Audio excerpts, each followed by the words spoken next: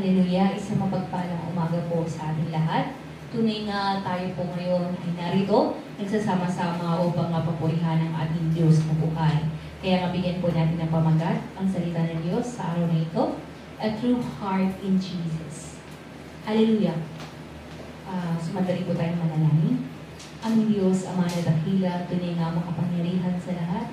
Kami ay narito ulit sa nagpapalinis, nagpapasalamat. O Diyos, sa pananaligo ng aming Panginoon Jesus, na niloob mo, that we have the confidence to come into your presence because of the blood of Jesus na tunay nga na siyang lumilinis sa amin. Ama, salamat sa araw na ito. Salamat sa bawat kapatid na narito, nagtatapat, nananabik sa iyong salita. Ama, patuloy nga na huwag mong pagkulangin ang iyong lingkod at tunay nga ulit sa patuloy mong puspusin ang iyong lingkod ng katotohanan mula sa iyong salita upang tanging salita na nagmumula sa iyo, salita na naglayang buhay ang siyang masasambit ng aking labi. Ama, patuloy nga, tunay nga buksan mo ang puso at isipan upang taglayin namin ulit sa mga tenga na nakakarinig, isang pananampalataya sa iyong salita at tunay nga lubos na pagsunod sa iyong kalooban. Ama, tunay nga patuloy mo kami pagpalain sa araw na ito at pakaingatan. Cover us by the blood of Jesus. In Jesus' name.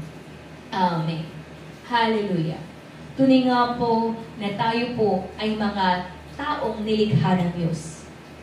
Kaya nga, bilang mga nalikha, we believe in the one true God. Hallelujah. Pag tayo po sinasabi natin na nananampalataya tayo sa isang totoong Diyos, isang buhay na Diyos, then all the gods and goddesses of this world are all worthless idols. Lahat ng mga Diyos-Diyosan, maliban sa Diyos na totoo, sa mundong ito, wala silang mga kwenta. Mas masakit pakinggan sa Tagalog, ano po? Okay. Hallelujah. Kaya nga po, kung tayo mananambahan na lang din naman, at tunay nga pipiliin natin na magtaglay ng pananampalataya, kung tayo ay ninanais natin sa ating sarili na magkaroon ng pananampalataya, mananambahan tayo sa Diyos, then, piliin na po natin na sambahin at paglingkuran, tupdin ang buhay na Diyos. Bilang isang nilalang na taglayang espiritu na nagmumula sa Diyos, normal po sa atin na meron sa ating naghahanap, meron dapat tayong sasampahin. Hallelujah. Kaya nga po, kailangan natin ng pananampalataya sa salita ng Diyos. Pagkatunay nga, siya ang Diyos na tunay na umiibig sa atin. Yung iba, ang kanilang Diyos, pagdating ng sakuna, ang Diyos pa nila ang kanilang ililigtas. Okay? Actually, around the world. Okay? Pag pumunta ka ng India, naku po, lubos na. China, andyan. Okay? Kaya nga, even in Mesopotamia, sa panahon po ni Abraham noon, bawat tahanan, may makanyang-kanyang Diyos-Diyosan. Kaya nga doon, talagang tinanggal si Abraham kasi nga nais ng Diyos na ipakilala ang kanyang sarili kay Abraham. Si Abraham po ay nang matatawag natin na ama ng pananampalataya dahil nga hindi pa naman talaga niya nakikita ang Diyos. Pero dahil nga narinig niya ang tinig ng Diyos, ibig sabihin nangungusap ang Diyos sa kanya, siya ay nanampalataya. Mayaman na po ang kanyang buhay, ang kanilang pamilya sa Mesopotamia, pero pinili niya to come out of his comfort zone at tunay nga na tahakin ang landas na nais ibigay ng Diyos sa kanya. And that road, punong-puno ng uncertainty. Walang kasiguraduhan kung titignan mo sa physical na pamantayan, pero tignan natin kung gaano naman handa ang Diyos na ibigay sa Kanya ang lahat. Isipin mo nung naghati sila sa kanyang pamangkin si Lot, sabi niya, lahat ng matatanaw ng iyong mata ay sa iyo. Wow! Paano kaya iyon? Gusto niyo pong maranasan iyon? Yung lahat ng matanaw. Di dapat pastor, dapat nandun ako sa pinakamataas. na building. Para lahat ng matanaw ay akin. Okay. Kailangan ko ba ng telescope? Ano po? Yun lamang po ay biro lamang. Ang ibig ko sabihin dito, at that time na nampalataya po si Abraham, ang Diyos po ay nagtapat at hindi niya hinayaan na magkulang ang kanyang lingkod. He is the God who truly loved us. Siya ang Diyos na lubos na umibig sa atin. Bagamat nagkasala ang unang nilalang na binigyan ng Espiritu, si Adan, sa aklat po ng Genesis, chapter 2, verse 7, pasadahan natin, alang-alang sa mga bago lang po na nakikinig. Sa aklat po ng Genesis chapter 2, verse 7, pagkatapos, ginawa ng Panginoong Yahweh ang tao mula sa alabok, hiningahan niya sa ilong at nagkaroon ito ng buhay. If we are reminded in the book of Genesis chapter 1, lumikha na po ang Diyos. In 1:27, sabi dito, nilalang nga ng Diyos ang tao ayon sa kanyang larawan, sila'y kanyang nilalang na isang lalaki at isang babae. Ibig sabihin, sa aklat pa ng chapter 1, lumikha na siya ng babae at lalaki.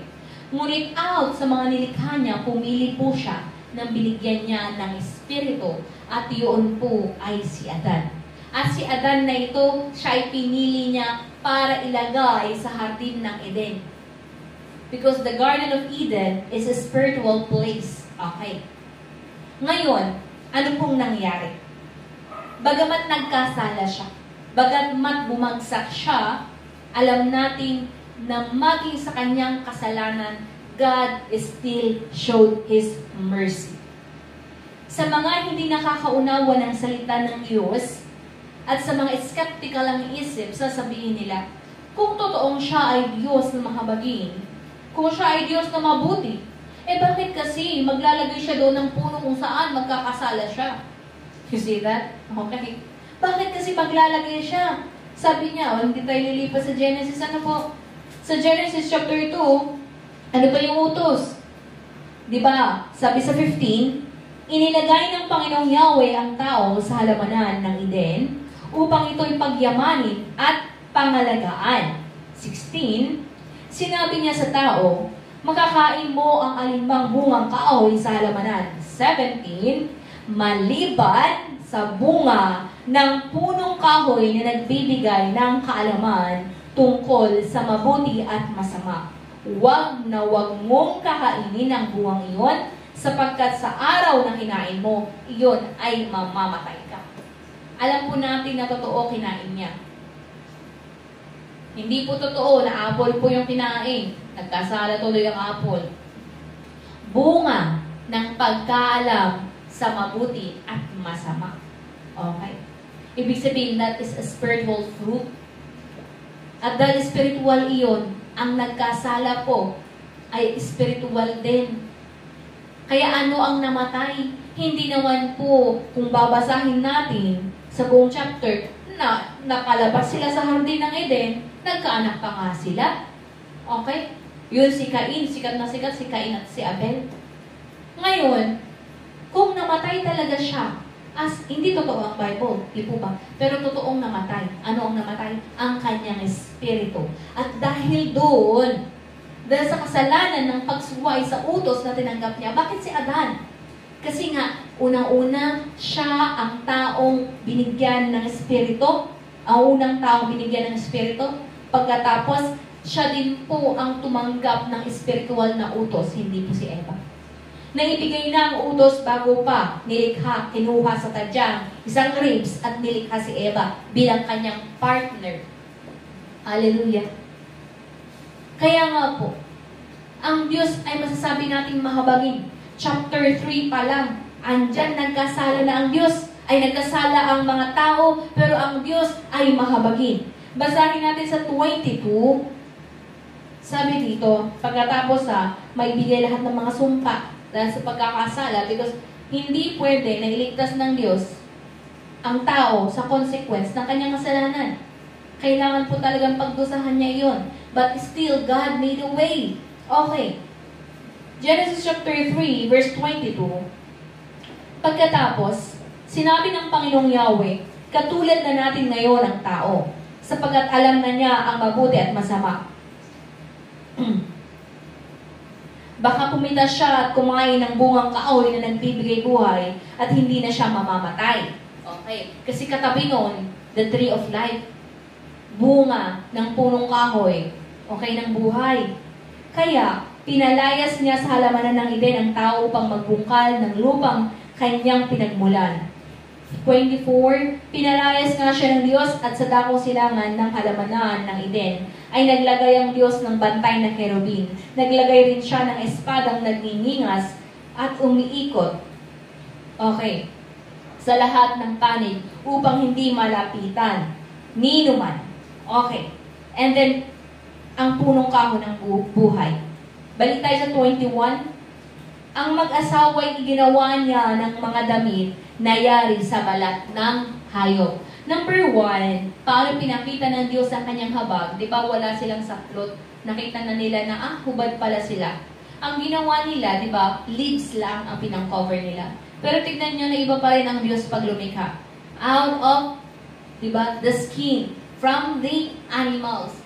Alam natin gano'ng kamahal ngayon ang mga leather. Okay. Ganon gumawa ang Diyos. Hindi leaves lang, di ba? Makita natin. Iba pa rin ang God made. So God made clothing for them. Parang hindi sila manlamig. Okay? Parang pang-cover nila sa kanilang sarili. First, na kahit nagkasala sila, di ba? Andun pa rin yung habag ng Diyos. Kung Diyos na, kung tayo siguro ang Diyos, hayaan mo sila magdusa.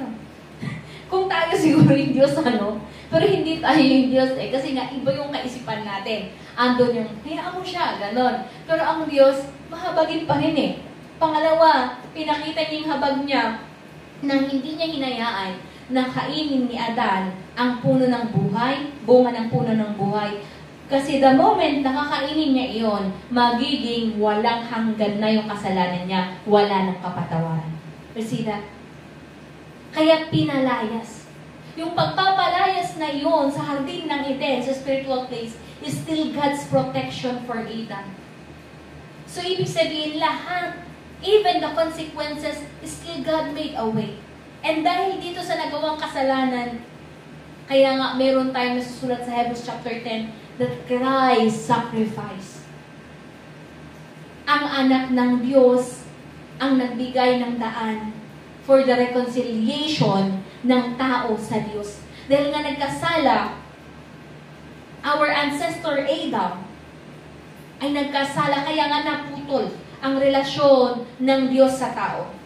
But still, makikita natin dito, ang Diyos pa rin ang gumawa ng kaparaanan for us to have a connection to Him. Ang mediator po natin, ang tagapamagitan ngayon, ay ang ating Panginoong Hesus para sa Ama. Okay?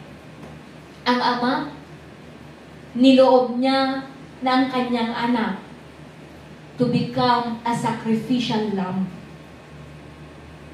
Siya ang nagsakripisyo. Of course, in the Old Testament, itinuro sa kanila ang parabola sa ikakapatawad ng kasalanan. Kailangan po nilang mag-alay ng mga hayop for their sin offering. Okay.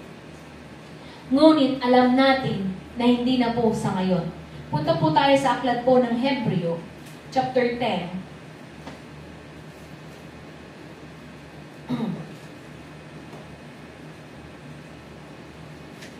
Hebreo, chapter 10, verse 4.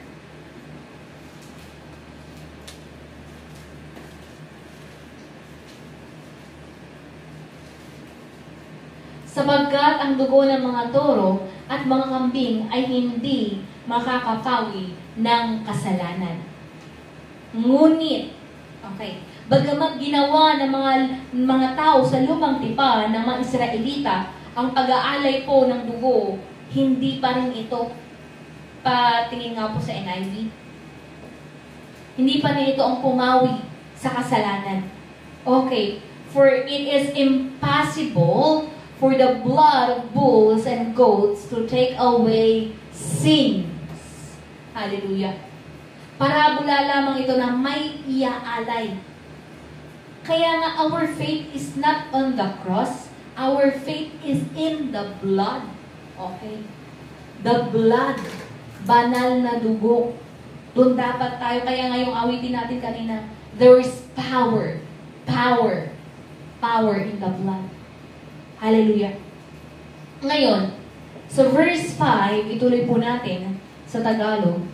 Dahil dyan, nang si Kristo'y naparito sa daigdig, sinabi niya sa Diyos, ang mga pang-alay, pati mga handog at ang mga hayop na handang sunugin, hindi mo na ibig sa dambana dalhin. Hindi mo kinalugdan ang mga handog na sinusunog at ang mga handog upang pawiin ang kasalanan. Kaya't inihanda mo ang aking katawan upang maging handog. Kaya't sinabi ko, ako'y narito, O Diyos, upang sundin ang iyong kalooban, ayon sa sinasabi ng kasulatan tungkol sa akin. Hallelujah. Ang ating Panginoon Yesus po, tunay nga na niloob niya din ang kanyang sarili, na tunay nga ialay ang kanyang buhay. Ituloy po natin sa verse 8, sinabi muna niya, hindi mo ninais o kinalugdan ang mga alay at handog na hayop, mga handog na susunugin at mga handog dahil sa kasalanan, kahit ito'y inihahandog ayon sa kautusan. In verse 9, sa kanya itinugtong, ako'y narito upang sundin ang iyong kalooban. Sa ganitong paraan, inalis nga ng Diyos ang unang handog at pinalitan ng handog ni Kristo. At dahil sinunod niya ang kalooban ng Diyos, tayo ay ginawang banal ni Jesucristo sa pamamagitan ng minsanang paghahandog ng kanyang sarili, at iyon ay sapat na. Minsanang paghahandog, mga kapatid. Ano po? Christ sacrificed once and for all. Nais ko pong ipaalala sa atin, tapos na. Hindi na po kinalulugdan ng Diyos ang mga sin offering, okay?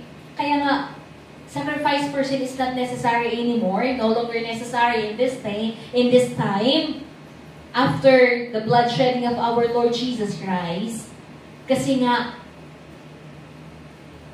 ang banal na dugo ng ating Panginoon Yesus ay lubos ng nakalulugod, who perfected the law.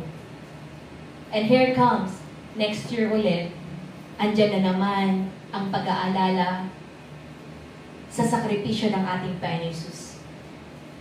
Nawa po sa nakikinig ngayon, mabuksan ang ating isipan, na hindi na po ninanais ng Diyos ang mga sakripisyo like penitensya. Anong ginagawa ng iba?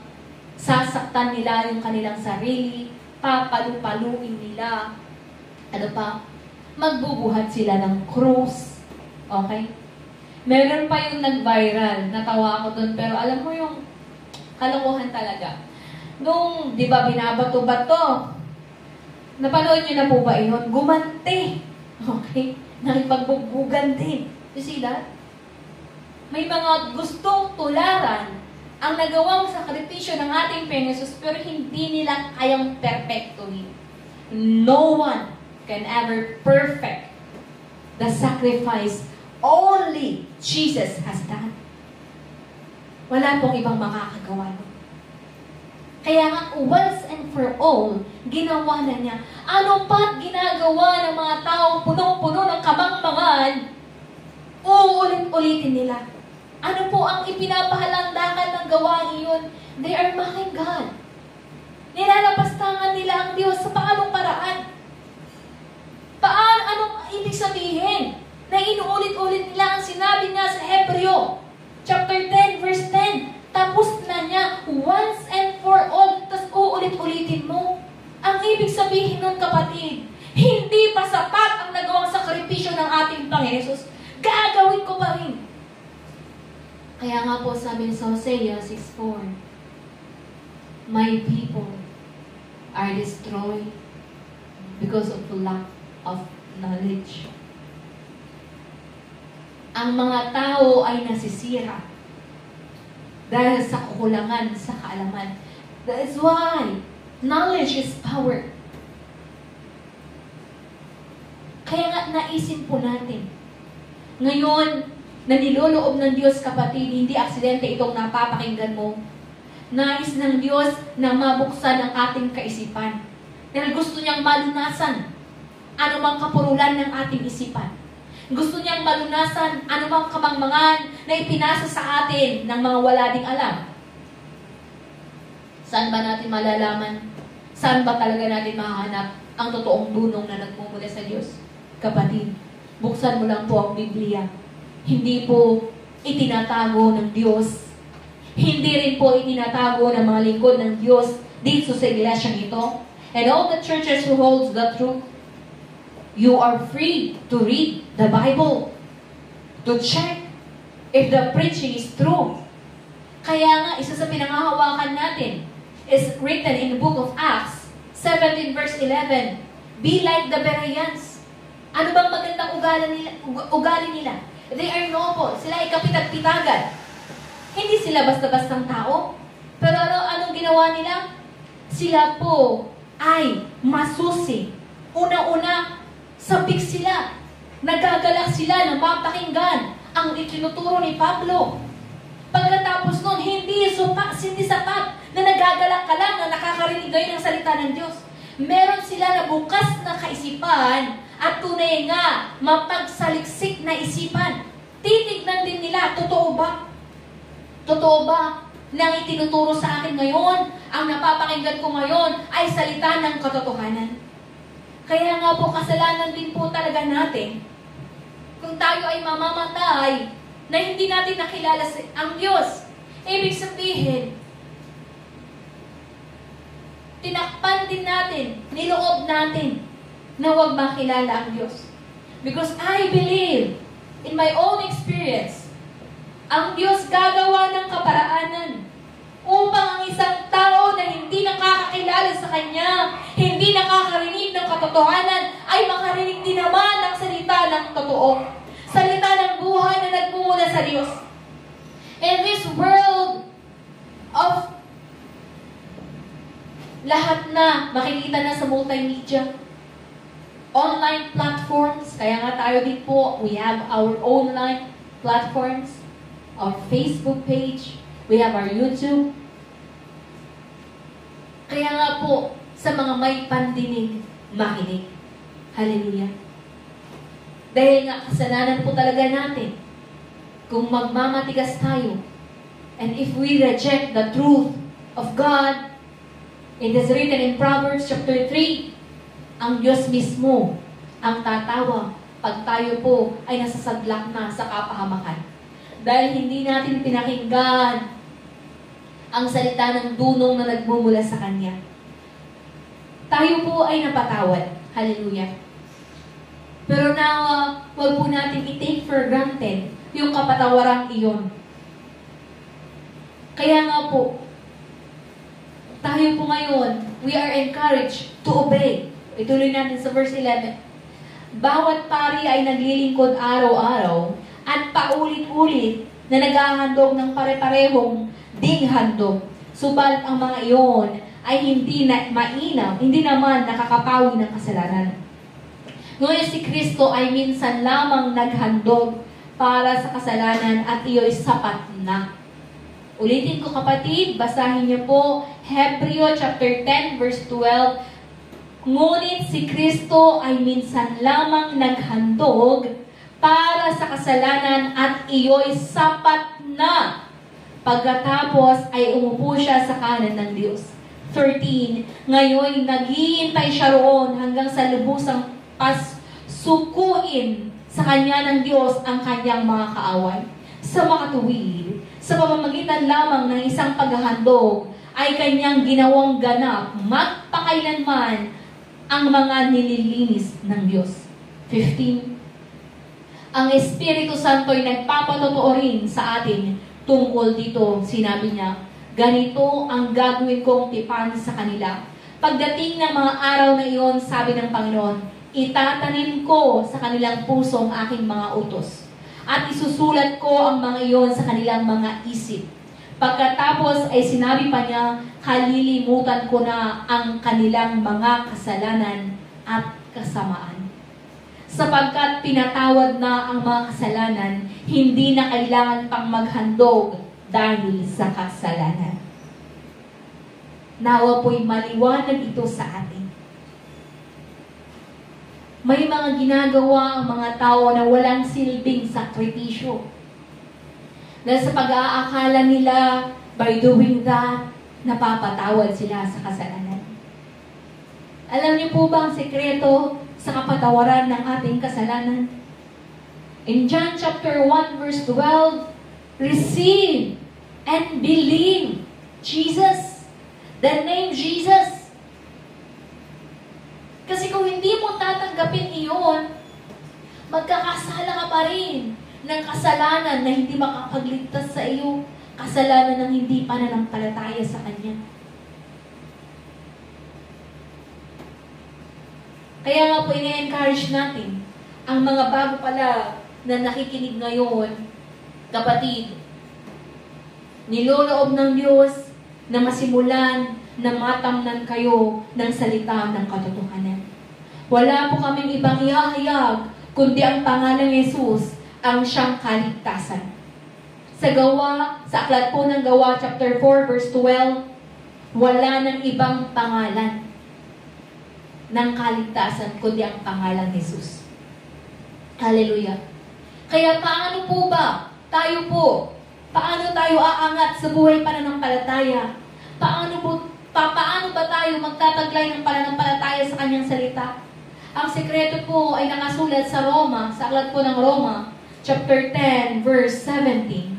Sa NIV version, ang sabi doon, faith comes from hearing and hearing the word of Jesus, the word of God. Romans chapter 10 verse 17 sa Tagalog, kaya't ang pananampalataya ay bunga ng pakikinig at ang pakikinig naman ay bunga ng pangangaral kay Kristo. Hallelujah! Kaya nga po, magsimula na makinig. Yun po ang isa sa pinakaunang prinsipyo po sa pananampalataya. First is to hear. Magtaglay ng tenga na nakakarinig. Totoo po ba? Nararanasan ng mga magulang, may mga anak na mga biging. Bakit kaya minsan ang bata tinatawag 10 beses? Okay. 3 beses na tatawagin. Tinawag, pumasok dito, lumabas, wala na. Okay. Kasi nagbibingi-bingihan. Kaya nga sa isang unang sakit na dapat malunasan sa atin, di ba? Espiritual na pagkabingi. Hindi nakakarinig ng salita ng Diyos. Kaya nga, what is inspiration? Ang inspirasyon po na pinapatungkulan ng salita ng Diyos, yung abilidad po natin na mapakinggan ang tinig ng Diyos. Marami sa mundo. Kaya nga sabi mismo ng ating Panginoon Jesus, you will be ever hearing but never perceiving. Makakarinig kayo, pero hindi kayo makakaunawa. Mga bingi, mga bulag. Nakakakita nga kayo, pero hindi talaga kayo makakita. Huwag naman po sana na mangyari sa atin yun. Nakikita mo na ang kapangyarihan ng Panginoon Jesus. Naririnig mo na ang salita ng katotohanan, pero ayaw mo pa rin paniwalaan. Let us desire, naisin po natin na magtaglay ng inspirasyon, tenga na nakakarinig sa salita ng Diyos. The first 3 principle of faith, prinsipyo ng pananampalataya na hindi pwedeng mawala sa atin. Ano mang estado ng pananampalataya meron ka, kapatid? Ikaw man ay nag-uumpisa. Ikaw man ay, sabihin natin 1 taon na, 2 taon na nakakarinig ng katotohanan. Ikaw man ay masasabi natin nasa youth faith, ikaw na may kakayahan kahit wala nang umaakay sa iyo, kaya mo na. O ikaw man ay nasa adult faith, may kakayahan ka ng mangalaga. Kasi ang adult, kaya nga adult, kasi nga magkakaanak, ibig sabihin, you will bear fruit in Jesus' name. O, di ba? Okay? Kaya nga, adult faith na yun, ibig sabihin, ang iglesia ito nagdanais to strive, to become, to have that adult faith, to bear fruit.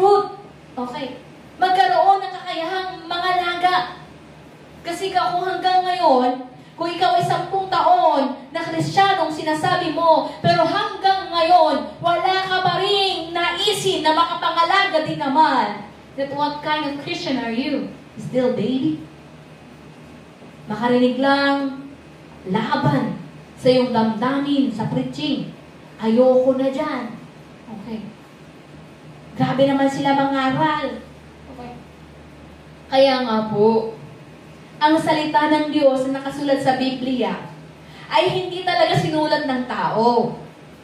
Kasi kung sinulat ng tao, halimbawa kung tayo ay magsusulat, edi dapat magsusulat ako ng pwede papanig sa akin.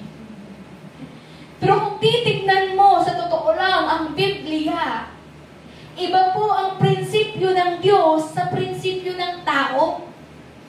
Sa Lord's Prayer pa lang, makikita mo ng tignan nyo, ang Lord's Prayer is a perfect prayer taught by Jesus Christ. Itinuro ito ng ating Panginoon Jesus. Makikita mo na doon ang kalooban ng Diyos.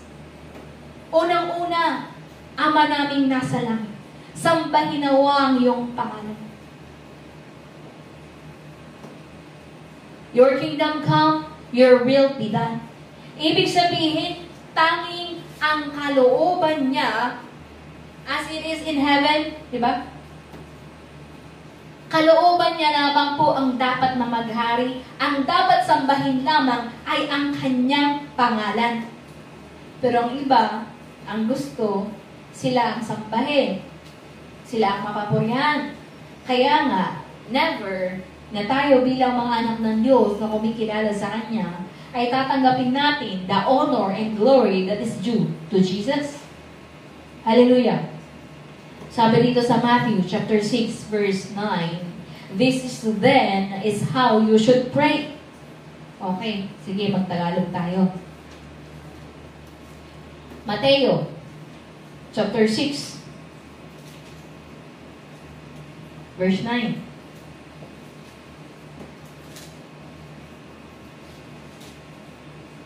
Sabi dito, ganito kayo manalangin. Ama naming nasa langit, sambahin nawa ang iyong pangalan. Number 1, dumating nawa ang iyong kaharian.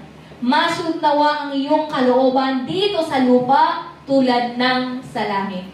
Tayo po ba ang masusunod, mga kapatid? Kwan, ganito. Next year na lang ako manampalataya. Yun ang kalooban ko. Eh kung ngayon, kapatid, kinuha na ng buhay mo, wala na ang pagkakataon. 11. Bigyan mo kami ng aming pagkain araw-araw. Oo, kalooban ng Diyos na hindi po tayo pagkukulangin. Hindi po kalooban ng Diyos na maghikahos ang mga totoong umiibig sa Kanya at sumusunod sa Kanya.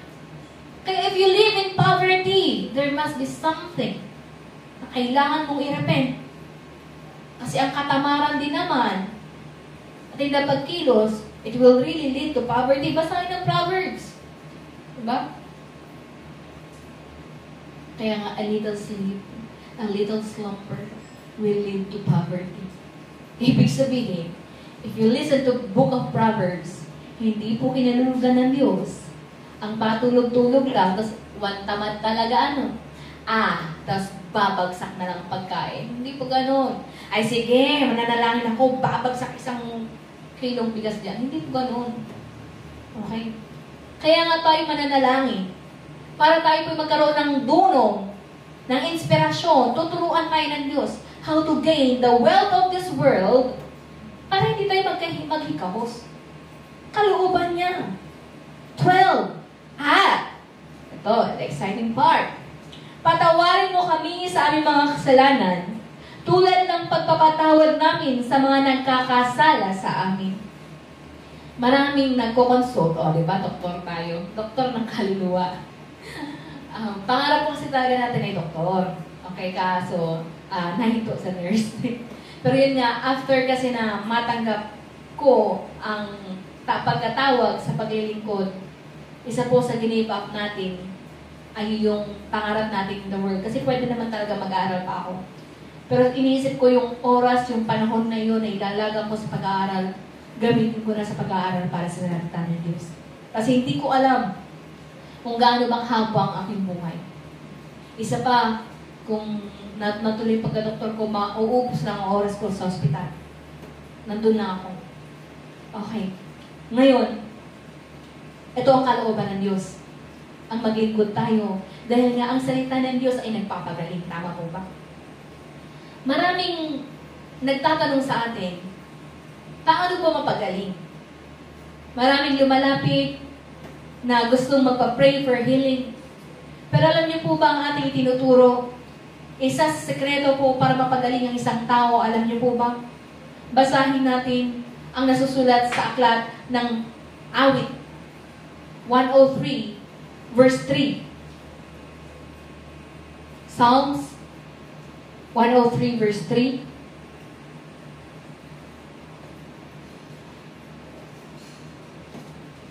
Isa po ito sa itinuturo talaga namin. And meron din po talaga, hindi lang meron. Totoo naman talaga. Naranasan ng mga natuturuan at nagtaglay din ng pananampalataya sa salita ng Diyos na ito.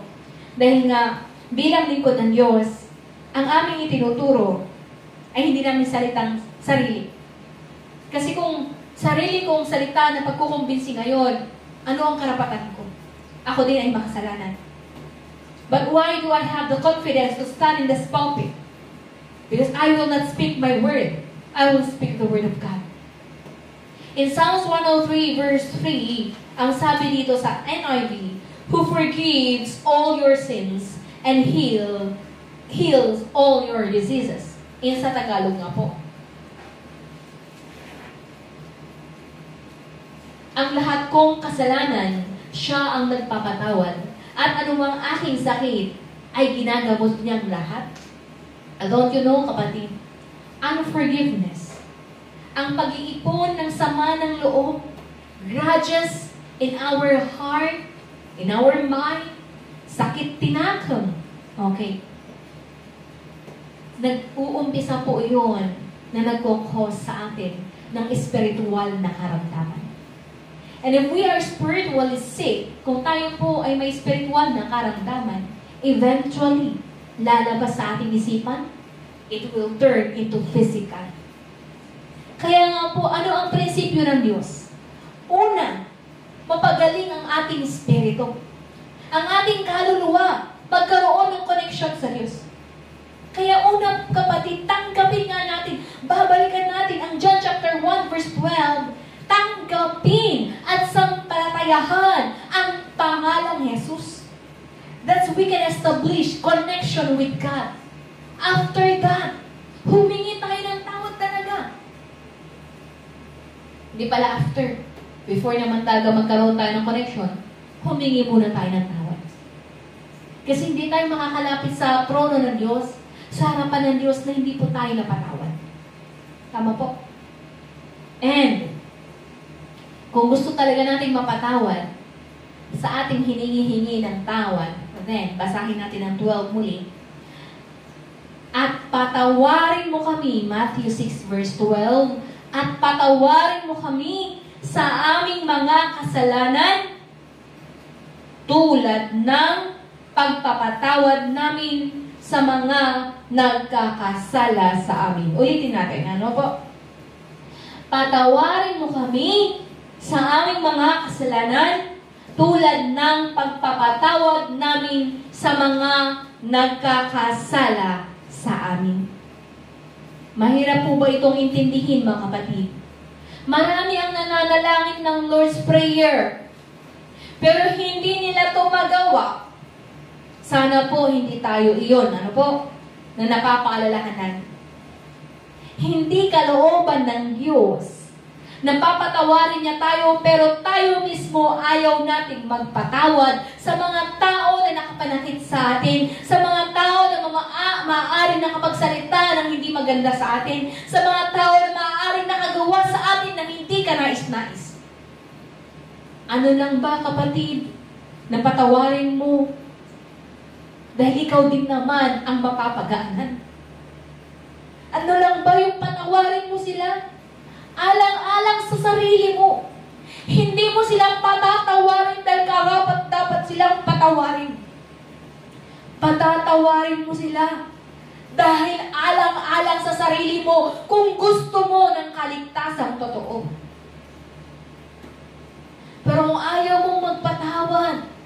then, ihanda mo ang sarili mo. Dahil ang nag-aantay ay ang dagat-dagatang apoy.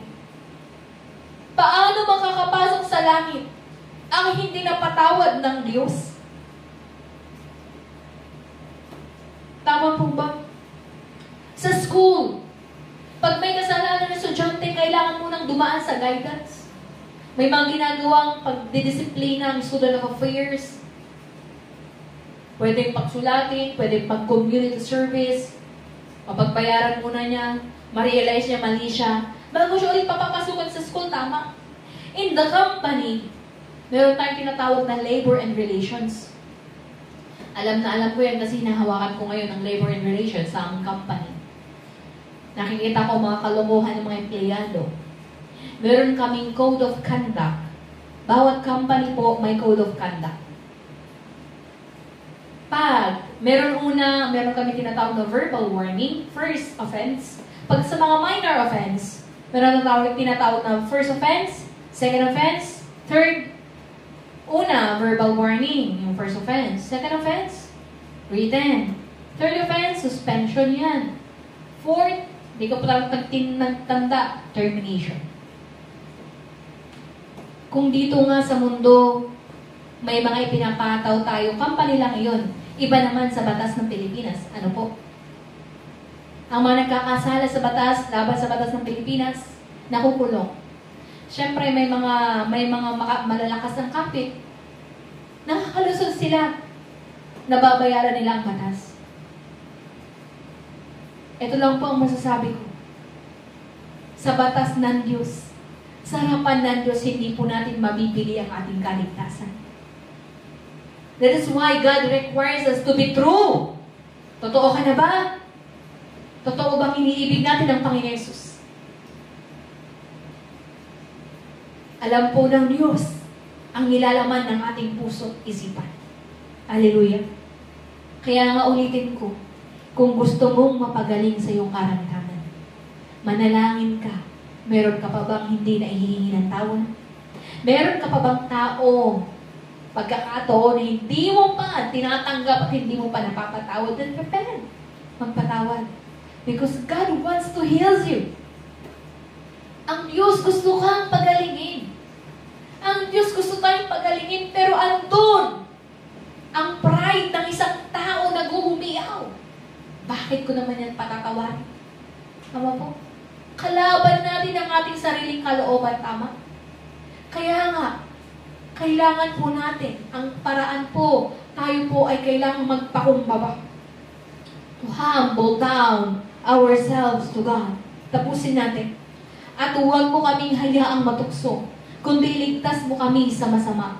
Sapagkat sa iyo ang kaharian, ang kapangyarihan, ang kaluwalhatian, magpakailanman. Amen. Hallelujah. Napakahirap pong sumunod. Ano po? Kung hindi pa natin talaga totoong nakikilala ang Diyos. Yung kanina, yung sa offertory challenge, sa Aklat ng Malakay, chapter 3, verse 10, alam niyo po ba, kalooban ng Diyos na tayo ay pagpalain? Pag nakarinig ang mga tao ng blessing, pag nakarinig ang mga tao ng magandang balita, it somewhat refers to money. Tama?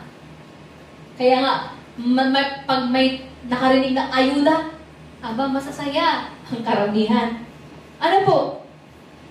Pero pag sasabihin natin, meron kaming magandang balitang ihahayag sa inyo. Ito ang salita ng katotohanan, ito ang salita ng buhay. Alam ko na yan. Nabasa ko ng Bible, ang dami sasabihin. Ang salita naman po ng Diyos ay hindi po natin ipinipilit. Ano po? Pero naniniwala ko na binibigyan ang lahat ng tao ng pagkakataon na makarinig. Kaya sana po, magkaroon tayo ng tenga na nakakarinig. Yun lamang po ang unang kailangan. Makinig. Yun lang po talaga. Okay. Kasi nga, without the full understanding to the Word of God, napakahirap sumunod. 10% ibibigay namin sa church? Gagastuhin lang yan ni pastor. Okay. Isipin mo yun. What is written in the Bible is written. Alam niyo po bang galit na galit ang Diyos pag nagkukulang o di kaya pinagdadamutan ang tahanan ng Diyos? Sa aklat ng Hosea, sa aklat ng Malakay, God's wrath is poured out dahil nga ang mga Israelita pinagnanakawan nila ang Diyos. Sabi pa nga niya, karapat-dapat ba nang ialay nyo ay mga bulag na kambing? Mga may defect. Kaya nga sa atin, kung paper money iyan, shoes, ano ang pinaka-the best? Hindi ni tinatago mo sa wallet mo yung pinaka-malulutong, tapos ang i-offering mo yung gutay-gutay na malapit ng pangtapon. God deserves the best offering. Hindi siya nagmamalimos sa atin. Bakit kailangan tayo? Bakit tayo kaya ang offertory challenge po nangyayari? Kasi nga, china-challenge tayo, do you really have faith? Then be faithful. Magtapat ka. Ayaw mong pagpalain, huwag kang sumunod. Yun lang din naman. Pero kung gusto mong maranasan ang pangako ng Diyos, nabubuksan niya ang durungawan ng langit ng pagpapala at ipagkakaloob niya sa'yo, then be faithful. God will pour out. Hindi sinungaling ang Diyos. In Numbers 23 verse 19, ang sinabi niya, He will never take back what He has said. Kaya if God said He will bless you, if you obey, then subukin mo ang Diyos. There is only one thing written in the Bible na pwede natin subukin ang Diyos. It is through giving our tithes. Up to now, bakit hindi mo nararanasan ang lubusang pagpapala ng Diyos? I-check mo muna kung ikaw ay nagtatapat. Mahirap po. Nananalangin tayo. Sabi nga ni isa nating kapatid, nung naturuan sa pagbibigay ng ikapot handog, sabi niya, Pastora, laki ng kasalanan ko. Panalangin ako ng panalangin ng pagpapala. Pero ako mismo, hindi ko maibigay ng tapat ang para sa Diyos. Diba? Kaya God's principle, blessing, is up to God's principle, hindi sa tao. Kung ang mga tao nga, di ba, tignan nyo, mga nag-a-apply ng BFP, kailangan nila ng malalakas. Kailangan nila ng kapit na general o sino pa man, na Poncio Pilato, para makapasok. Yung iba, nagbibigay talaga, naririnig ko, nagbibigay ng 100,000 sa mga opisyal para makapasok. Gagawin nilang lahat, makapasok lang. Then what will you do to enter the kingdom of heaven? Ano ang dapat nating gawin para makapasok sa kaharian ng Diyos? Kaya ba nating bilhin ang kaligtasan? Kung pwede lang. Kung mabibili lang plane ticket na iyan, edi nag-ipon na ako para dyan. Magkano ba yan? Pero hindi po. Ang kailangan natin plane ticket papuntang Cagayan de Oro para mag-mission doon. Hallelujah! Okay. Basahin natin sa aklat po ng Lucas, chapter 12, verse 13. The rich fool. And in this present time, in the Philippines, many rich fool.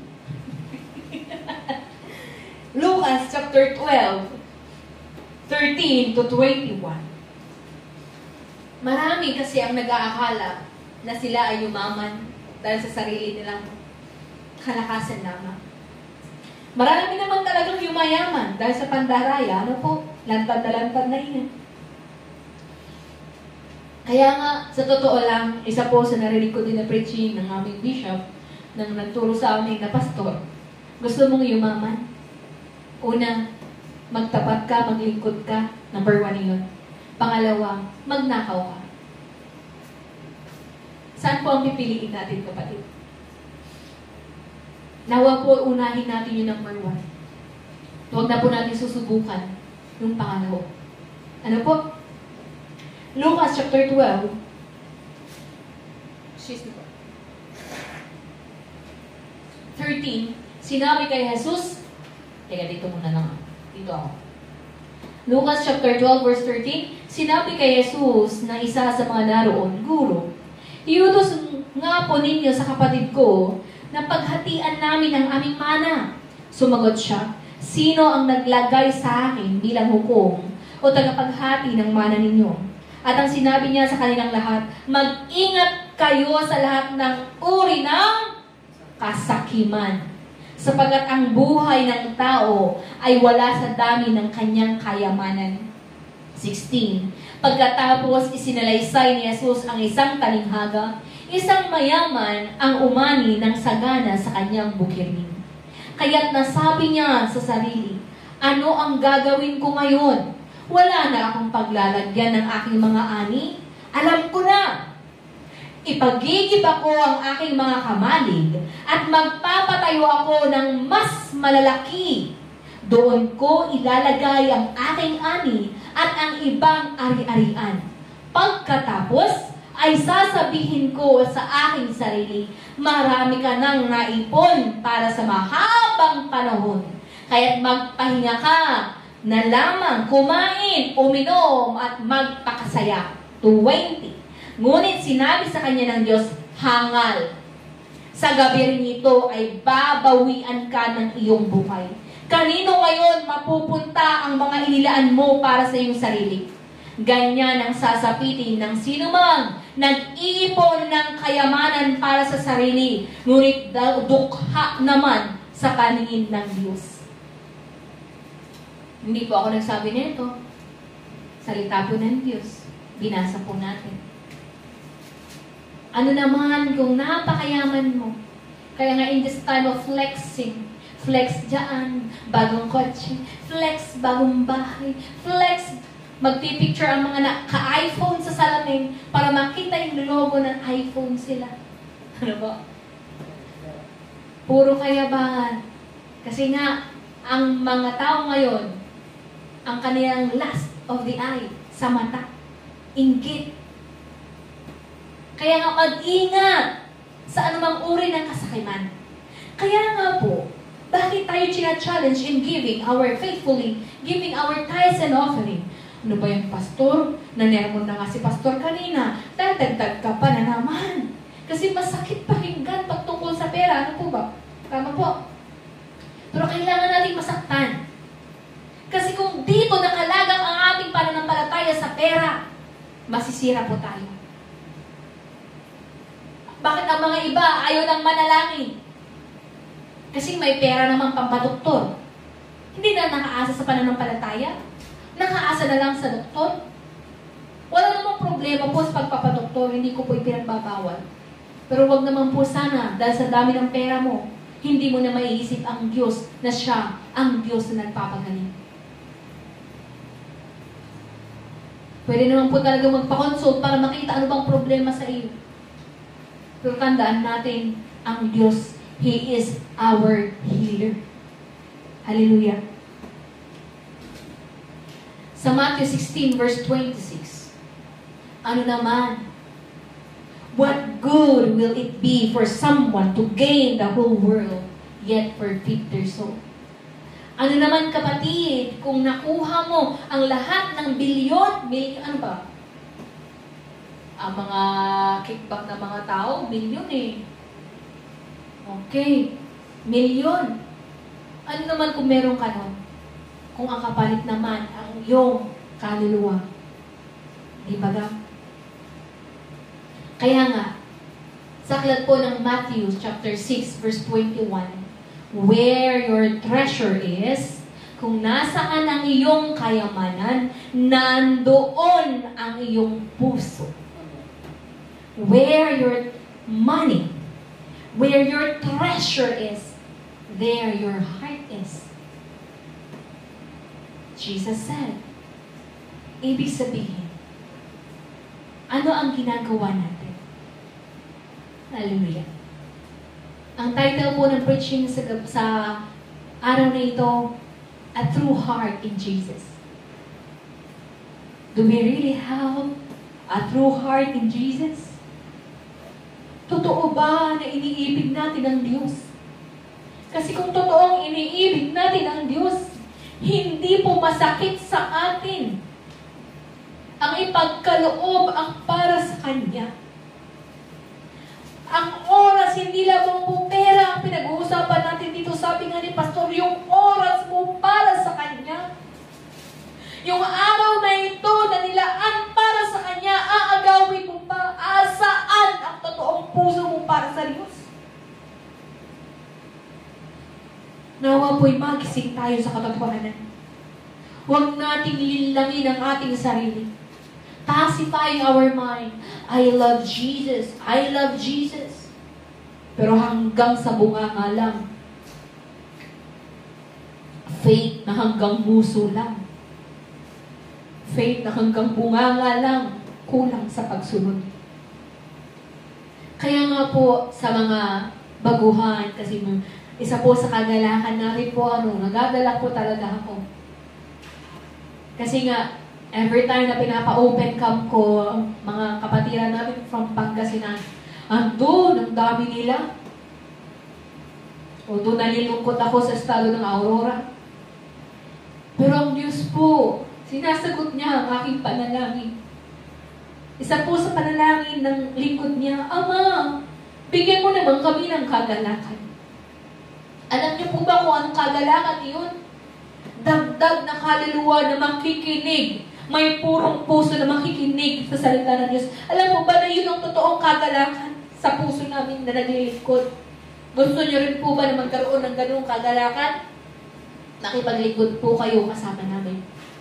Kasi hindi na mapupunta. Yes, masaya tayo pag may pera. Bakit? Andun, may isa-save up tayo for mission. Andun, meron tayong gagamitin para sa gawain to sustain the church. Hallelujah. Ang Diyos po ay hindi bingit. Ang Diyos po ay tapat. Isa po yun sa patotoo na isang buhay ng mga totoong naglilingkod sa Kanya. Kaya nga po ini-encourage natin, hinihimok natin ang mga bago nating kapatiran ngayon, na ngayon ikaw ay nakikinig. Basahin po natin ang aklat po ng Roma, chapter 12, verse 2, kailangan po mabago ang ating kaisipan. Be transformed by the renewing of your mind. Romans, chapter 12, verse 2.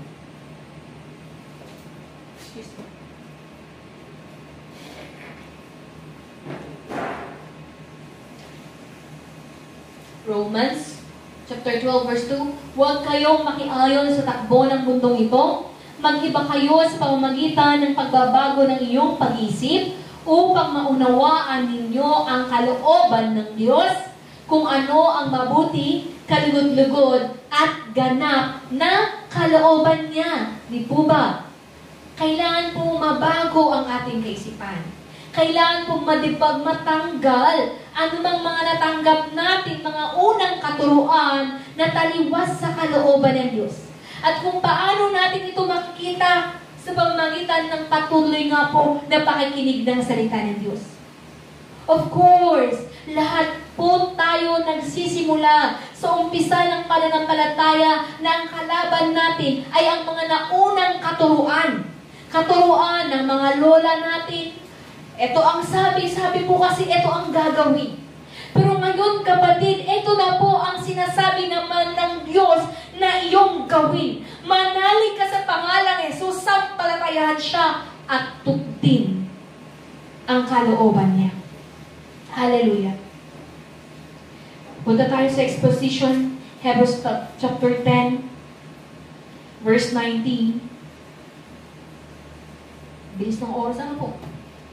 Romans chapter 12, verse 2. Hebrews chapter 10, 19.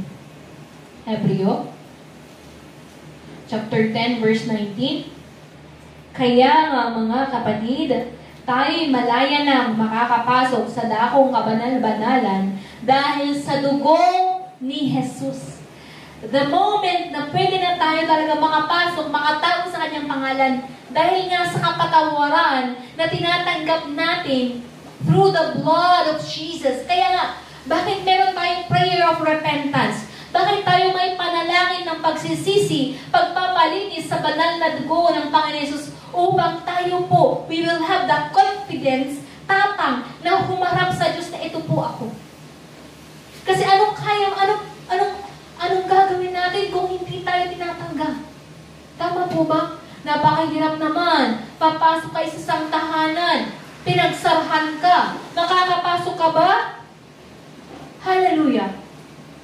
In verse 20, binuksan niya para sa atin ang isang bago at buhay na daang naglalagos hanggang sa kabila ng tabing. At ang tabing na ito ay ang kanyang katawan. Tayo ay may isang pinakapunong pari na namamahala sa sambahayan ng Diyos. Kaya lumapit tayo sa Diyos ng may pusong tapat. Lumapit tayo sa Diyos ng may pusong tapat at may matibay na pananampalataya sa Kanya. Lumapit tayong may malinis na budhi sapagkat nililinis na ang ating mga puso at hinugasan na ng dalisay na tubig ang ating mga katawan. Magpakatatag tayo sa ating pag-asa at huwag nang mag-alinlangan pa sapagkat tapat ang nangako sa atin. Hallelujah. Kaya lumapit po tayo na may purong puso, may totoong puso na ang ninanais talaga ay ang Diyos. Kaya gaano ba katotoo na iniibig natin ng Diyos? Makikita po natin iyon sa pagnanais natin na tututin ang kalooban niya. In verse 24, sikapin din natin gisingin ang damdamin ng bawat isa sa pagmamahal sa kapwa at paggawa ng mabuti. Kaya nga po, do good to others. Paano naman tayo makapag-akay din naman kung aawayin natin ang lahat na nakapaligid sa atin? Ano po? Paano sasabihin nila, ganyan ang mga Kristiyanong tumatawag ng Jesus, pero palaaway naman.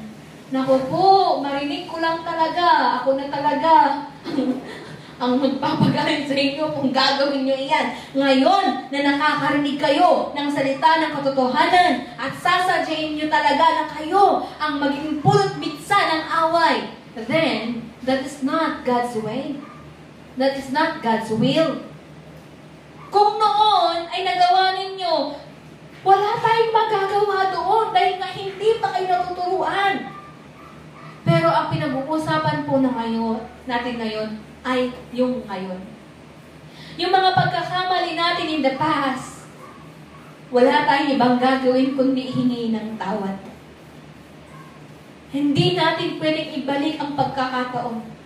Di ba minsan tayo magkakaroon ng isipan, kung alam ko lang sana noon yung ganito, eh di sana, hindi ko yun ginawa. Kaya nga, kasalanan ang kakulangan sa kaalaman.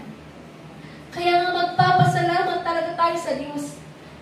At talagang maniniwala talaga tayo na ay ang Diyos ay nagtutuwid. Ang Diyos ang totoong umiibig sa atin. Hallelujah. Ituloy natin. In verse 25, huwag nating kaliligtaan ang pagdalo sa ating mga pagtitipon gaya ng nakasanayan ng iba. Sa halip, palakasin natin ang loob ng isa't isa, lalo na ngayon, nakikita natin malapit na ang araw ng Panginoon. Tama po. Ano bang senyales na malapit na? The second coming of our Lord Jesus Christ. Wars, rumor of wars, kaguluhan, away dito, away doon ng mga bansa. Even in the household, hindi yan magkakatugma-tugma. We are in the last days. Kaya nga, sabi ng paghahayag ng isa nating kapatid kagabi, ngayon na nga kung ano-anong platform na ang gagawin, makapaghayag lang. Kaya panindigan natin yan. Kapalan na natin ang mukha natin. Sabi niya, mag-trompa na daw sa labas. Sabi niya yun. Kinig ako. Okay. Maganda kasi isa lang yung hindi kilala. Hallelujah. Kaya nga, meron din po tayong online platform wherein yung mga nasa malayo, kasi alam nga namang every week, mag-plane ticket si Sir Aloha papunta dito. Kung sana meron siyang billion, pwede niya gawin yun. Okay? Pero yun nga, nag-iipon tayo for fun, for Cagayan de Oro. And also sa mga kapatid natin from Pangasinan, from Pampanga. Yung mga nasa malalayo po, yung kapatid din natin nasa Ortigas. Hindi man sila makapunta dito, but they are one with us through our online worship, online service. Hallelujah. Kaya nga, ang tanong po natin iiwan, where is your heart? Where is your heart's desire? Nasaan po ba ang ninanais ng iyong puso? In reality, you'll put the best effort in the things that you think most that is important. I mean, kung iniisip mo mang importanteng bagay, ilalaan mo ang iyong effort, ang iyong pera, ang iyong oras, ang lahat-lahat ng sa iyo. Dahil ang tingin mo, ito ay mahalaga. Tama po ba? Sa mga walang halaga sa atin, kahit nga tao, ayaw natin paglaanan ng oras. Tama po ba? Sa mga bagay na sa tingin natin hindi kinakatch ang ating interest, maglalaan po ba tayo ng oras para doon? Hindi eh. Kaya nga po, magising tayo. Kung wala tayong interest sa kaharian ng Diyos, kung wala tayong interest para tumulong, makipagtrabaho sa kaharian ng Diyos, sa mga nag-uumpisa ngayon na makinig, kailangan pong magising na po sa atin. Ipilit talaga magkaroon ng interes sa salita ng Diyos. Natutuwa nga din po si Pastor Raymond, sabi niya, iba, sabi niya, normal lang, nasasama talaga sa night prayer. Pero yung sasama talaga sa dawn prayer, ibang usapan niyon. Kasi dawn prayer is for the generals. Aminin natin, mag-isa aking sarili, ang hirap gumising ng alas 4 para manalangin. Pero yun po yung challenge sa atin, upang supilin natin yung ating sarili at tugdin ang kalooban ng Diyos. Hallelujah. Kaya nga po, the true knowledge of God must bring forth holy fear. Ang totoong pagkilala sa Diyos, pagkakakilala sa Diyos, magbibigay sa atin, will enable us magkaroon ng banal na pagkatakot. Hindi yung nginig na nginig ka ng gano'n, but alam mo yung andun yung fear. Kasi alam mo pag susuway ka, you are free to disobey. We are free. Actually, we have the free will to obey or disobey. Pero hindi po tayo malaya na piliin the consequence of our sin. Even David, a man after God's heart, hindi po nakaligtas from the consequence ng kasalanan niya. Pinatay niya si Uriah, ang asawa ni Bathsheba. Inasawa niya si Bathsheba. Anong nangyari sa kanilang first child? Namatay.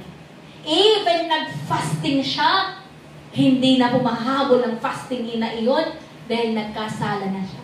Nirebuke siya ni Prophet Nathan, doon siya nag-repent. Hindi pa po pinagsasaraduhan ng Diyos His grace for us para makapagsisi. Malayang-malaya po tayo ngayon na nahahayagan ng salita ng katotohanan. Dahil ang nais po ng Diyos, magsisi tayo at tunay nga naman balik sa Kanya.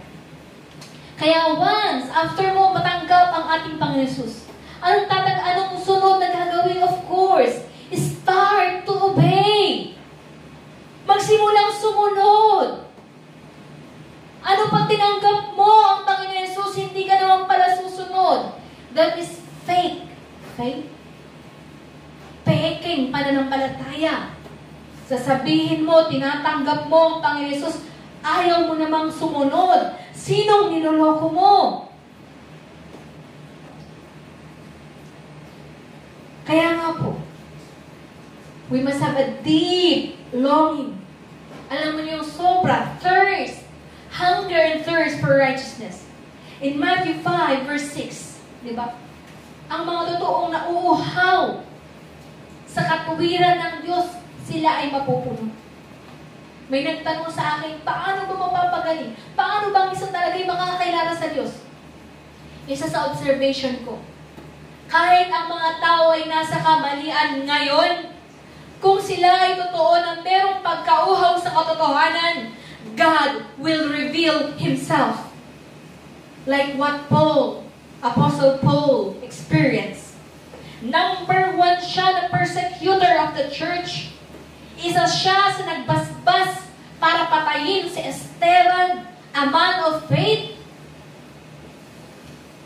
But God still chose him. Pinili siya to suffer for the Gentiles. And see that? Kaya nga, walang masama kung ikaw ay may puso na gustong manumbalik sa Diyos. Hindi questionin ng Diyos ang iyong nakaraan. Ang ka-question po talaga ang mga nahahayagan sa katotohanan pero hindi nagpapatuloy sa katotohanan. Actually, if you read the book of Hebrews chapter 10, kompleto rekado. Andito na yung full of assurance of our faith. Pero andito din sa Hebrews chapter 10 that if we deliberately reject, wala na. Wala na.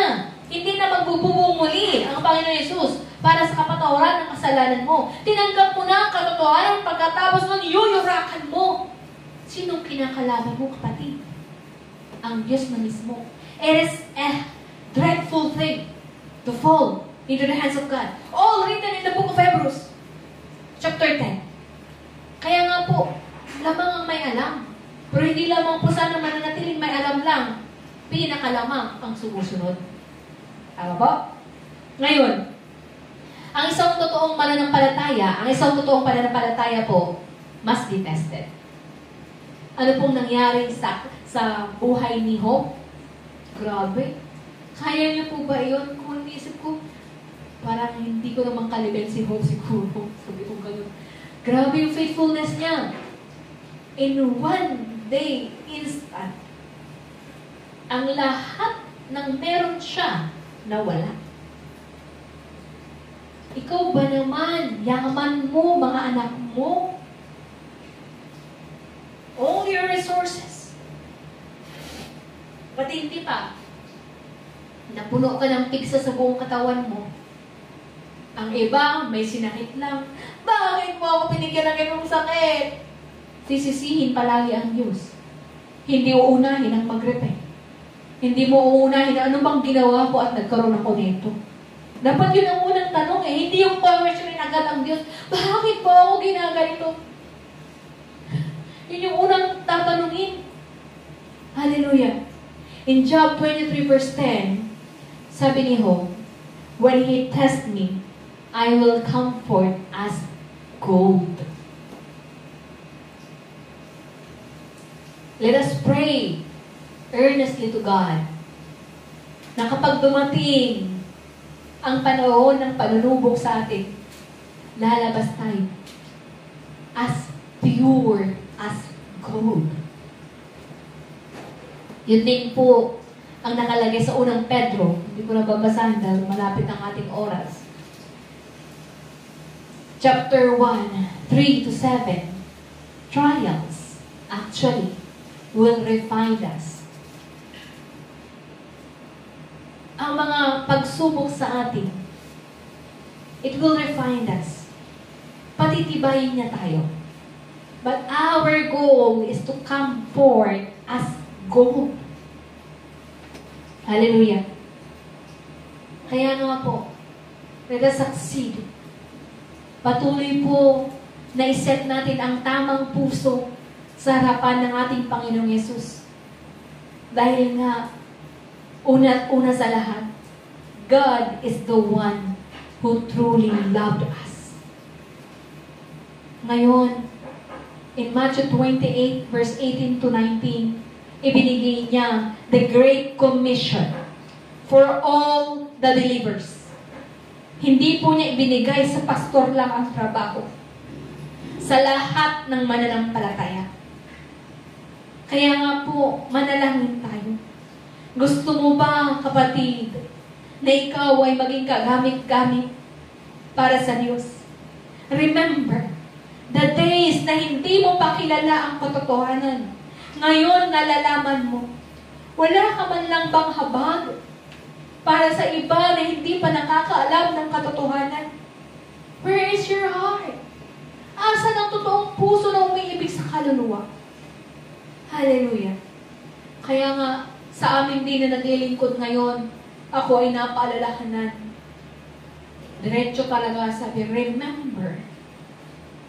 Remember, Grace, why you started this ministry. Alalahanin mo bakit mo tinanggap ang tawag sa iyo ng paglilingkod. Sa totoo lang po, kapag tayo ay naghahayag at hindi tinatanggap, masakit po talaga sa puso. Pero tayo po ay magpakatatag dahil hindi naman po tayo makapagbago sa kanila. Pero kailangan nating manatiling matatag. Dahil nga tinitignan pa rin ng mga hindi mananampalataya ang ating buhay. Kung tayo ay babagsak, tayo nang nakatanggap na ng katotohanan ay babagsak pa. Paano pa sila? Kaya tayo po'y manalangin, mga kapatid. Ilapit natin sa Diyos ang ating sarili. Taglay ang pagpapakumbaba at totoong puso na nanunumbaling sa Kanya. Tignan natin din ang ating puso. Nasaan ba ang atensyon natin? Nasaan ba ang ating pagnanais? Where is our heart's desire? Kung ngayon, kapatid, binibigyan na tayo ng Diyos the desire to serve Him, let us pray. Ang Diyos ang humubog sa atin para tayo po ay may handa upang maging kagamit-gamit para sa Kanyang kaharian. Let us repent sa mga pagkakataon na hindi tayo lubos na nagtapat sa Kanya. Let us call the name Jesus 3 times and begin to pray. Jesus, Jesus, Jesus. Aming Diyos, Ama na dakila. Diyos na mabagin. Diyos na maibigin. Diyos na pinagmulan ng aming buhay. Ama, narito kami bilang isang iglesia, the Holy Spirit and Saints Fellowship. Father God, tumutulog sa iyo. Ama, nagnanais nga na maranasan ng iyong habag. Father God, loobin mo nga, O Diyos, Father, purify our heart. Ama, gawin mo ang purong aming puso, O Diyos, Ama. Na ang ninanais, Ama, ay tunay nga ibigin ka. Ang ninanais ay tukti ng iyong kalooban, Ama. Supirin mo nga ang mga pagmamalaki, anuman sa mga parigan na pagnanais na hindi mo kinalulugdan sa amin. Anuman sa mga parigan na pagkukulang, Ama, paalalahanan mo kami. Tulungan mo nga ang bawat isa, O Diyos, parigan, sa aming mga kapatid na ngayon pa lang ay nakakarinig, nag-uumpisa na makarinig ng salita mo, Father. We pray for them. O Diyos, patuloy mong pagbuksan ang kanilang tenga upang sila ay makarinig ng salita ng katotohanan at sila nga ay mahubog sa katotohanan. Ama, dalangin ko, Diyos, Father God, for the workers of this church. Ama, sa mga nauna na, O Diyos, sa kapatiran namin, na makapwa namin kamanggagawa sa iglesia nito. Ama, patibayin mo ang bawat isa. Muli mo kaming paalalahanan na tunay nga, O Diyos, Father God, nasaan nga ba ang aming pag-ibig para sa iyo?